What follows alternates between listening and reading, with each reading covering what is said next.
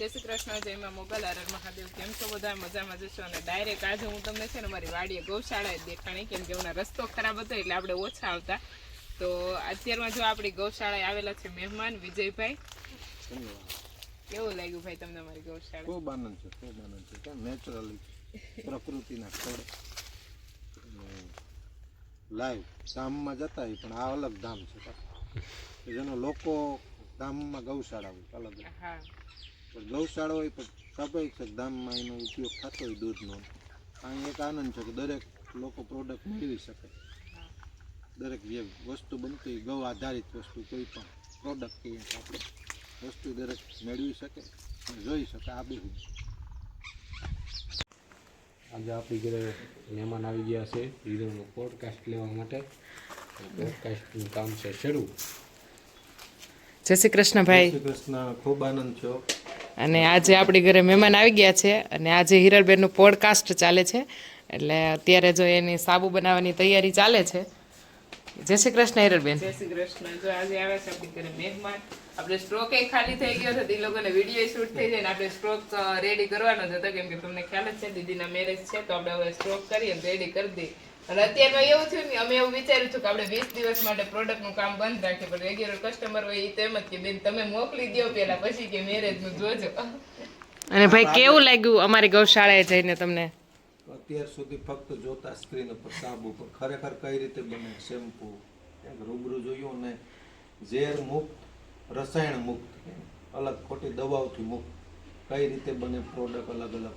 બાકી અલગ અલગ પ્રોડક્ટ બને છે, શેમ્પૂ બને છે, બધું ઘણું પ્રોડક્ટ આવતું હોય પણ ફક્ત એની ફ્લેવર હોય છે કે ભાઈ ઓરેન્જ ફ્લેવર તો એ સાબુ મળતું પણ નેચરલી કહે ને નેચરલી આપણે અલગ અલગ જડીબુટી નેચરલી સાબુની અંદર ઉમેરી અથવા તો તેલની અંદર ઉમેરી કઈ રીતે બનતો હોય આજે એક રૂબરૂ જોયું. ખૂબ આનંદ થયો. બાકી ફક્ત ઉપરથી જોતા છે ગૌશાળા જોઈ. ગૌશાળામાં નેચરલી આપણે કહીએ ને સંપૂર્ણ બિનઝેરી આખો જે પોતાનો જે પાક હોય છે રસાયણથી મુક્ત આખી ખેતી હોય છે ઓર્ગેનિક ખેતી અને ઓર્ગેનિક ખેતીના આધારે જે ગૌપાલન થાય છે એ પણ ખૂબ આનંદ થયો કારણ કે એનો બેનિફિટ તો જ મળે. આપણે બહારથી ચારો લેતા હોય તો એનો કોઈ અર્થ નહીં કારણ કે ઝેરવાળો ચારો પણ હોય પોતાને ખેતરનો ચારો એટલે સંપૂર્ણ બિનઝેરી ચારો અને એની પ્રોડક્ટ બને છે એનો ખૂબ આનંદ થયો સાહેબ. ધન્યવાદ ભાઈ. ફાઇનલી મસ્ત જમી અને ભગુડા મોગલવાના દર્શન કરવા માટે આવી ગયા છીએ અને હવે અત્યારમાં ટ્રાફિક તો છે થોડી માતાજીના દર્શન આપણે શાંતિથી કરી લઈએ અને પછી મસ્ત દર્શન કરે છે અને આપણે પ્રસાદી શ્રીફળને લઈ લીધું છે અહીંયા બાર વધેરી દેવું. જેનું શ્રીફળ વધેરવાનું હોય તો ભાઈને અહીંયા શ્રીફળ વધેરે છે. શ્રીફળ વધેરી અને પછી અંદર પગે લાગવા જવાનું છે આપણે.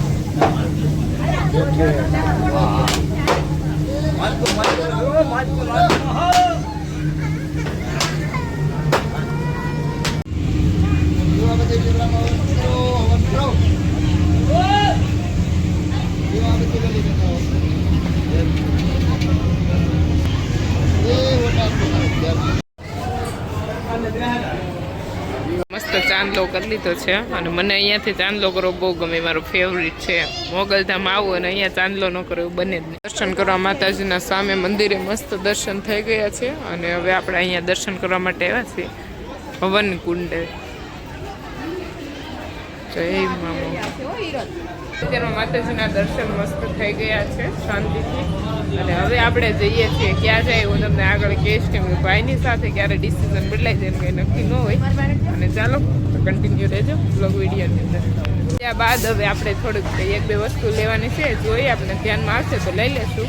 બાકી હવે હું વાંચે આપણે ખરીદી કરી લઈશું. ઉપર જવાના પ્લાનિંગ ચાલે છે અને હું જોઈએ ઉપર જાય કે નહીં કેમ કે પ્રકાશભાઈ બાઇક લઈને જાય પણ શું કહેવાય ઢાળ વધારે છે પણ જોઈ જાય કે નહીં. બાકી આ મસ્ત દર્શન થઈ ગયા છે ભગુડા આવ્યા શાંતિથી. તો ભાઈ આપણે ભગુડાથી આવી ગયા છીએ ઘરે અને સાબુ બનાવવાનું કામ ચાલુ કરી દીધું છે. સવારમાં આપણે કપૂરના સાબુ બનાવ્યા હતા અને અત્યારમાં આપણે એક ઘાણ બનાવ્યો છે કેસુડાનો અને બીજા સાબુ કેમ કે હવે ભાઈ વિન્ટર ચાલુ થવાનું છે એટલે બધાની સ્કિન માટે બેસ્ટ રહે સાબુ. અને સાબુનો અહીંયા સ્ટ્રોક રેડી કરી દીધો છે અને અહીંયા આપણે જો સવારમાં જે કપૂરના સાબુ બને ને એનો સ્ટ્રોક રેડી કર્યો છે અને અહીંયા આપણે મૂકી દીધો છે આપણો બેજ ગળવા માટે. અને જુઓ તમે આવું કંઈક સુલા દેશી સુલા પર ડબલ બોઇલમાં થાય છે મસ્ત રેડી.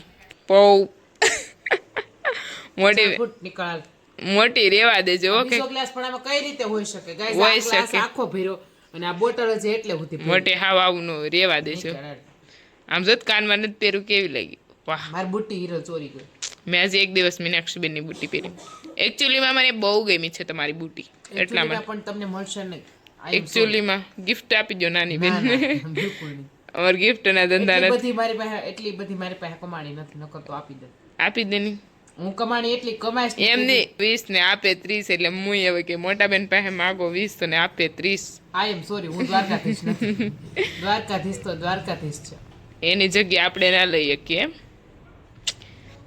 તો ભાઈ મીનાક્ષી બેન આપણા પાસે સોડા નહીં વધવા દેવું લાગે છે જો પીવા મીણાશે લપૈટી લીંબુ લીંબુ લીંબુ લીંબુ ચાલો લીંબુ સોડા પી આજે હિરલની ભગોડા જઈ આવ્યા ત્યાં સુધીમાં આપણે સ્ટોક સાબુનો કરી દીધો છે સવારમાં કપૂરનો કર્યો પછી કેસુડાના સાબુ જો એટલા બધા બનાવી નાખ્યા છે અને અહીંયા કરે છે મારા મમ્મી અનાજની સફાઈ બાજરાના રોટલા ખવડાવવાના થોડો ઈ એમ ખાય પણ પછી રોજ મહેમાન શરૂ રહે તો અહીંયા મહેમાનમાં થોડું દમ આ મહેમાનને બાજરાના રોટલા જ ખવડાવવાના છે એક ટાઈમ ખવડાવશું એક ટાઈમ મહેમાનને બાજરાના રોટલા ખવડાવવાના છે ટાઈમ બાજરીના રોટલા ખવડાવવાના છે અને અહીંયા જો મમ્મીએ મસ્ત ઘણો બધો બાજરો હતો એ તડકે તપાવીને અહીંયા સાફ સફાઈ કરી નાખી છે અને આ બાજરો આ તો મમ્મી બહુ મસ્ત બાજરો છે આ તો બાજરો ઓલો સાયડો ને ચલો તો અત્યારે આવું કંઈક કામકાજ ચાલે છે અને આપણા હિરલબેન અત્યારે ભગુડાથી આવીને થાકી ગયા છે તો એ આરામમાંથી છે તો આપણે થોડોક બ્લોગ શૂટ કરી લઈએ